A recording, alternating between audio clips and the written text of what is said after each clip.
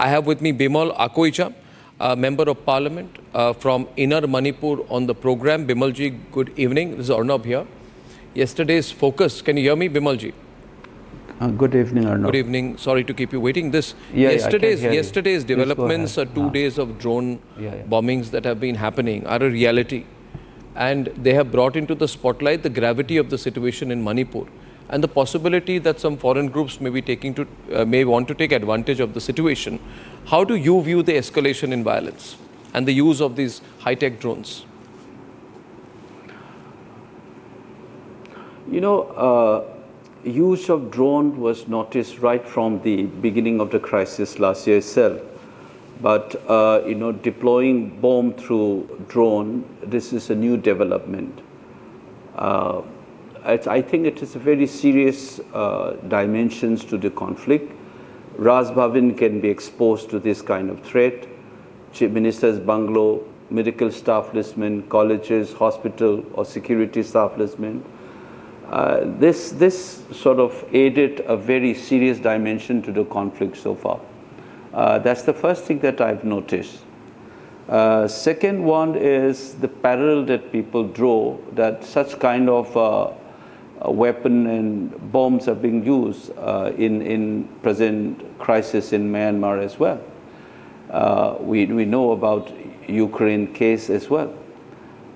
So that element has come to the conflict in Manipur, this crisis. I have always argued that there is an international dimensions, be that drug or the ethno-nationalist mobilizations or the weapons. Take, for example, M16s have been used. And you can see videos.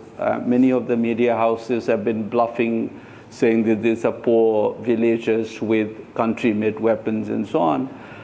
I think the truth must be accepted. We have a very serious crisis here. Weapons which is not even used by the Indian Armed Forces, like M16s have been used. We have video records of that kind. Drones have been used. Now that they have started using bombs, this is very serious. But I think, Arnab, I must also remind you that it is known and it has been said in public also that this drone and bombing through the drone, this technology is also available among Indian Armed Forces, including those central troops deployed in and around that place. So I think that this issue must be investigated very seriously, both from the foreign dimension part of it, or possible rogue elements within the security establishment. I will not rule it out either. I think beyond the cacophony of blame game, this is a serious security issue. We must be looking into it and seriously investigate both the dimensions of this new development. Yeah, I'm with you on that. I completely disagree with, obviously, the point that you think that there are rogue elements from the security forces who could be dropping drone bombs on the people of Manipur. I think I completely disagree with that suggestion. I'm not saying, but I'm saying that this expertise is available with our own armed forces deployed in the region as well. Yeah, but our own armed forces will not be carrying out drone bombings and then complaining about them and putting out press releases on them. There has been a complaint about certain units about their siding with the Kuki elements. That kind of allegations have been there. And that's why I said we should look into that dimension as well. There could be rotten apples among any other organization. Okay. Well, that's very, very far-fetched compared to the possibility that these are the same groups. You see, what's happening, Bimalji, is that the kind of ammunition, the warlike ammunition which has been dropped near Imphal, you mentioned, is exactly the kind of ammunition that has been used by the quote-unquote rebels in North Myanmar. It matches it exactly down to the hand grenades, the nature of the rifles, the detonators, and now the drones. So there is infiltration that is coming in. I think you're right in saying that this is not some local villagers fighting local villagers situation at all. We must open ourselves, shouldn't we, to the fact that This is a strategically important area. It becomes a playground for power play between China and America, and everybody's got their interests.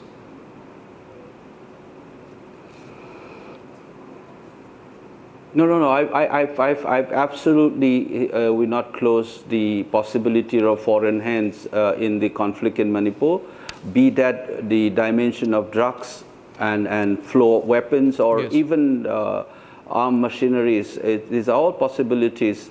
But I'm also saying that no, we should not close our critical lenses on the manner in which the entire crisis has been handled. That's correct. The accusation that has been thrown up against our security forces, Manipur police, our armed forces, particularly Assam Rifle, all these things, any serious professional soldiers would be taking note of it rather than being defensive about it. Okay.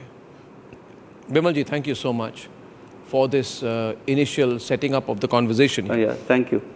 I want to re-emphasize here that my point is very clear. I have all these press releases very, very angry that I'm talking about the foreign hand. I need people to be open about the fact that foreign hand does exist. People do take advantage of the situation. All I'm saying is, let us not delude ourselves. Vimalji, thank you. I'm welcoming the panel now.